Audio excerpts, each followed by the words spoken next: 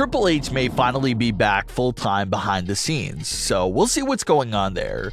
We'll also check out another update to the Solo Sikoa to the Bloodline story, John Cena, and much more. Let's start things off with everything related to Triple H. Triple H has spent the last few years helping out with the majority of the backstage operations in WWE, and is known to be the main man behind NXT. That's why, when NXT picked up steam and went on a great streak there from 2014 to 2019, a lot of people credited that NXT product and success to Triple H. But as everyone knows, Triple H went down in late 2021 with a serious, mysterious heart complication. His heart was slowing down at an alarming rate, but he was just able to make it to an emergency room in time for them to save his life. He spent the next several months recovering from home, but has been back on the road with WWE since around Wrestlemania season. But the biggest question everyone had for when it came to Triple H's return was, how about NXT? Will he be taking control or playing a role in the new version of NXT?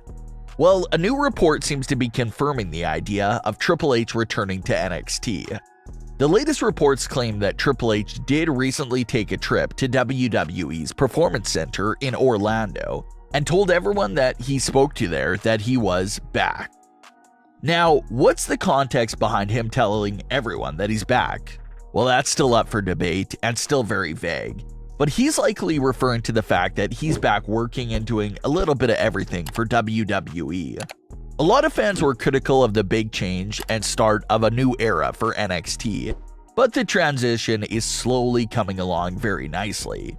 A lot of new stars are already in the process of being made, like Braun Breaker, Nikita Lyons, Solo Sikoa, and so many more.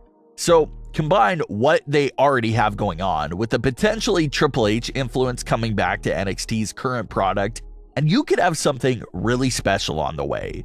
But that's the latest on Triple H's status. With John Cena's WWE return just a few days away, what can we really expect from this return?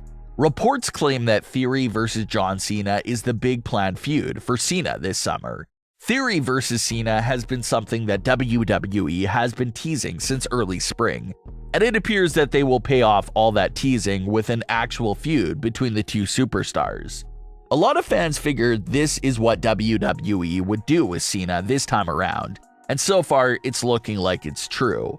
Theory is currently at the start of a feud with Bobby Lashley, but it would appear that Theory will come out of that feud victorious and still United States champion. Rumor is that Theory vs. John Cena will go down at Summerslam. So Theory gets his career dream match at one of the top 3 WWE shows of the year. He has to be living the dream for sure. So looking at the rumored SummerSlam card so far, it's looking pretty good. You would obviously have Roman Reigns and Brock Lesnar locked in as the main event of the night. Maybe we see Bianca Belair and Rhea Ripley at SummerSlam, maybe Edge and Finn Balor. And now, potentially, John Cena in Theory gets added to the card as well. The good thing about this feud is that it won't feel random and put together out of nowhere. Thanks to all the hints and teasers Theory has been dropping to Cena all year long, maybe WWE can take all that and turn it into a great story. Theory has really been coming into his own lately, and of course with John Cena, he's always going to bring the elite storytelling. So you can definitely expect not only a good match from both of them, but a good story as well. Is that the only feud John Cena will be taking part in for 2022? Well, it's too early to tell. Reports don't have a time frame for how long this run will last for John Cena. Maybe it's similar to last year where he works one big SummerSlam program and heads out. Or maybe he does stick around for a bit longer than last year. No one really knows right now. But considering John Cena's extremely busy and hectic filming schedule, he may not have a lot of free time.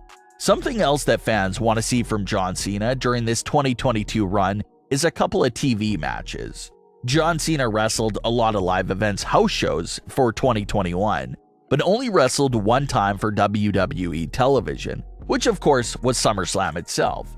So, if we could get the chance to see a match or two from John Cena on Raw or SmackDown over the next few months, that may be a great treat. and would also be an opportunity to slip in some more dream matches during this run. Theory would still be John Cena's big rival during the run, but maybe Cena could have a few exhibition matches against some of the new talent that he hasn't really worked with before. So we can definitely expect Theory versus John Cena at SummerSlam, but we'll have to see if there's any more big surprises along the way for John Cena. So we recently went over Solo Sikoa's comments on how WWE's original plans was to put him with the Bloodline right away on SmackDown.